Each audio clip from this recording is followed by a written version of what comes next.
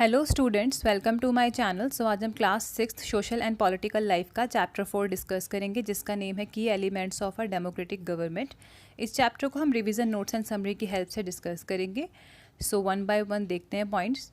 South Africa was governed by apartheid law. जो South Africa था वो अपार्टाइड लॉ से गवर्नड होता था। मतलब अपार्टाइड लॉ में क्या होता है, लोगों के साथ भेदभाव किया जाता है, डिस्क्रिमिनेशन किया जाता है उनके रंग को देखते हुए।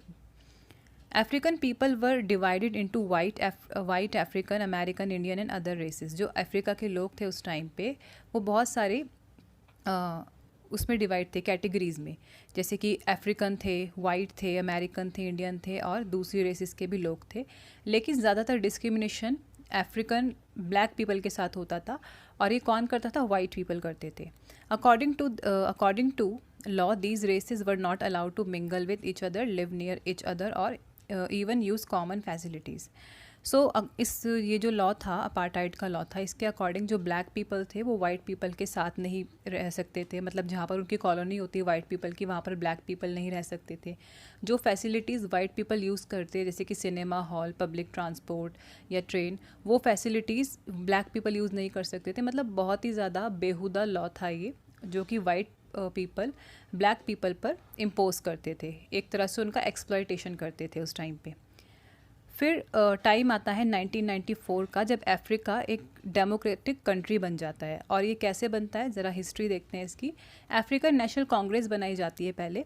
ये ग्रुप ऑफ पीपल होता है, एक ग्रुप ऑफ पीपल होता है जो अफ्रीकन नेशनल कांग्रेस बनाते हैं और इसके लीडर होते हैं नेल्सन मंडेला। ये सालों साल तक अपार्टाइड लॉ के ख़िलाफ़, अपार्टाइड सिस्टम के ख़िलाफ़ स्ट्रगल करते हैं काफ़ी सालों तक, और फाइनली जाके 1994 को इनको सक्सेस मिल जाती है और साउथ अफ्रीका क्या बन जाता है, डेमोक्रेटिक कंट्री बन जाती है। और जब साउथ अफ्रीका एक डेमोक्रेटिक कंट्री बन जाती है तो वहाँ पर जो सभी लोग थे वो इक्वल हो जाते हैं, अपार्टाइड लॉ बिल्कुल ख़त्म हो जाता है। नेक्स्ट टॉपिक है हमारा participation. The people make the decision in a democracy through voting in elections. People elect leader to represent them. जो डेमोक्रेटिक कंट्री होती है, डेमोक्रेसी का सिस्टम होता है, उसमें क्या होता है, लोग वोट करते हैं इलेक्शन में और अपने मनपसंद लीडर को चुनते हैं। मतलब लोग ही डिसीज़न लेते हैं डेमोक्रेसी में, कोई मोनार्क या कोई बड़ा सिस्टम नहीं होता जो डिसीज़न लेता है। लोग ही इलेक्शन के थ्रू, वोटिंग के थ्रू अपने डिसीज़न लेते हैं।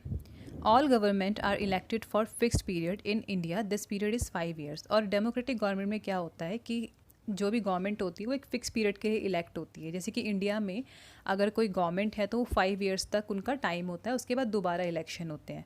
तो हो सकता है कि वो दोबारा इलेक्शन भी जीत जाए और अगले 5 सालों के लिए आ जाए, और ऐसा भी हो सकता है कि वो इलेक्शन हार जाए और कोई और पार्टी अगले 5 सालों के लिए रूल करे।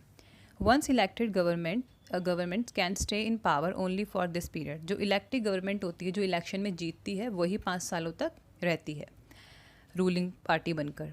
If they want to continue to be in power then they have to reelected by people. और अगर उनको दोबारा से रूलिंग पार्टी बनना होता है तो दोबारा जब इलेक्शन होते हैं तो लोगों का उनको समर्थन जीतना पड़ता है।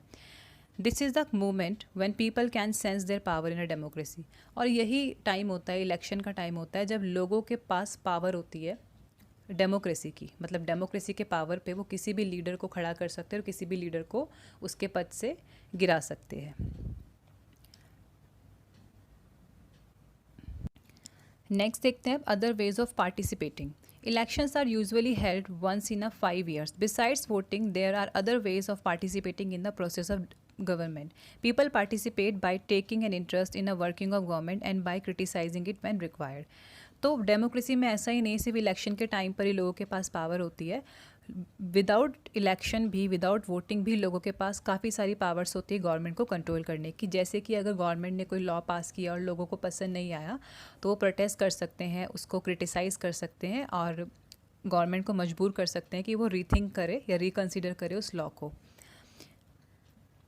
इसके एग्जाम्पल है कैसे जो लोग हैं वो डेमोक्रेटिक का पार्ट बन सकते हैं इलेक्शन या वोटिंग के अलावा। वो है रैलीज़ निकाल कर, स्ट्राइक करके, ठीक है, सिग्नेचर कैंपेन निकाल के। जैसे कि बहुत सारे, जैसे कि अभी फार्मिंग लॉ आया था, उसमें किसानों ने रैलीज़ निकाली थी और फार्मिंग लॉ के ख़िलाफ़ वो खड़े हुए थे और गवर्नमेंट को उनकी बात माननी पड़ी। तो इस तरह से भी हम डेमोक्रेटिक कंट्री में अपनी पावर को यूज़ कर सकते हैं।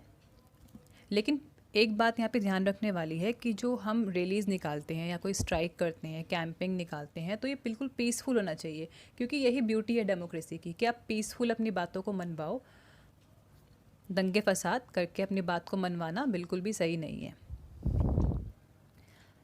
Another way for people to participate is by organizing themselves into social movement. Member of the minority community, Dalit, Adivasi, women and other are often able to participate in this manner.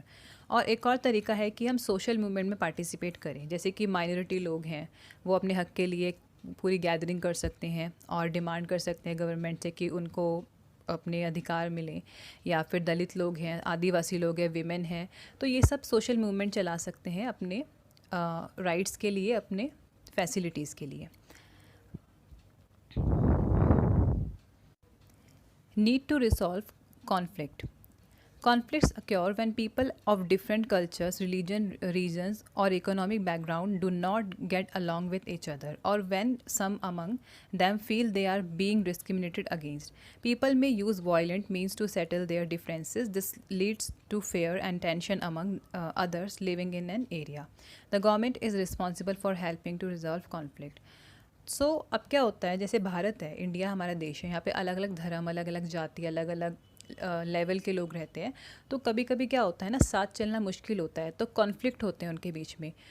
तो जो government है वो mediator का काम करती है यहाँ पे अलग अलग ग्रुप्स के बीच में पीस मेंटेन करने का, उनके बीच में शांति स्थापित करने का। नेक्स्ट टॉपिक है हमारा रिवर कॉन्फ्लिक्ट। सो जो रिवर वाटर को शेयरिंग को लेकर स्टेट्स में कॉन्फ्लिक्ट आमतौर पर हो ही जाता है, क्योंकि एक जो रिवर है वो काफ़ी स्टेट से होकर गुजरती है।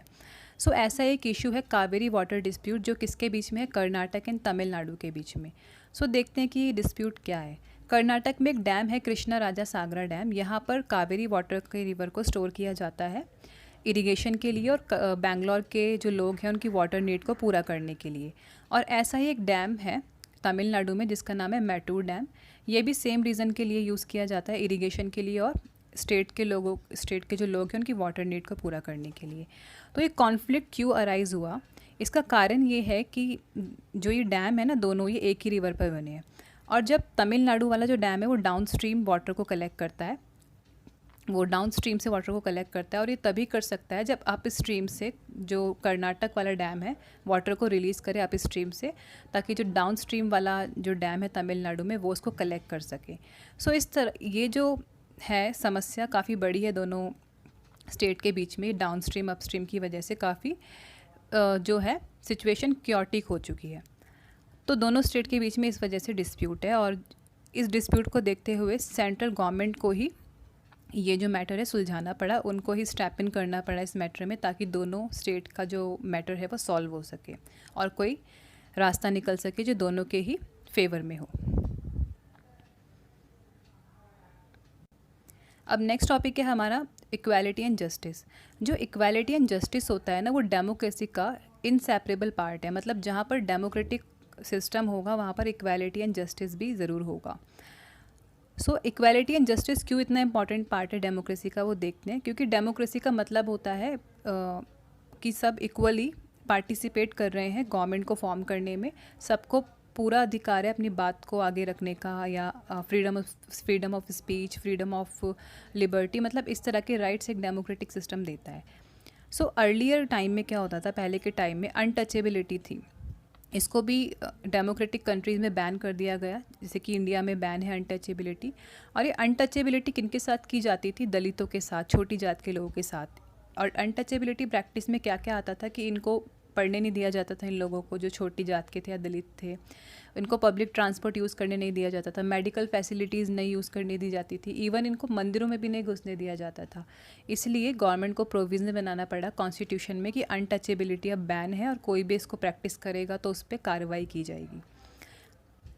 और गवर्नमेंट ने काफ़ी स्पेशल प्रोविज़न भी बनाए उन लोगों के ख़िलाफ़ जो सोसाइटी में अनइक्वल थे, ताकि उनका अपलिफ्टमेंट हो सके, वो भी अच्छे तबके पर आ सके सोसाइटी में। एक और यहाँ पे पॉइंट है कि दलितों के साथ तो डिस्क्रिमिनेशन होता ही है, गर्ल्स के साथ भी होता है। इसलिए गवर्नमेंट ने गर्ल्स के लिए भी काफ़ी प्रोविज़न्स बनाए। गर्ल्स की एजुकेशन को प्रमोट करने के लिए उन्होंने फ्री एजुकेशन प्रोवाइड करना स्टार्ट की, गर्ल्स को रिजर्वेशन देना स्टार्ट किया, गर्ल्स को गवर्नमेंट जॉब्स में और कॉलेजेस में।